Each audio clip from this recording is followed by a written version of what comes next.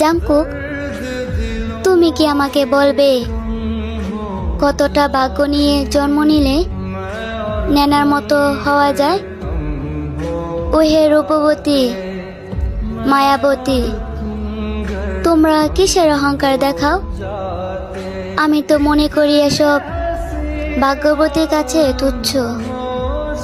তবে জাংকুক, তুমি কি জানো আর্মিরা এখন তোমাকে আর জেহবকে নেনার আব্বু হিসাবে পরিচয় দেয়?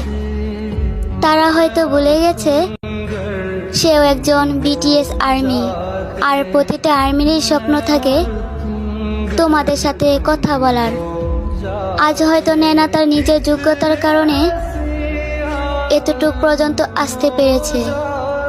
তবে আমার মনে হয় আজ যদি বাংলাদেশের কোনো আর্মির সাথে তোমাদের কোনো যোগাযোগ থাকতো, তাহলে হয়তো তাকে বাঁচতেই দিত না।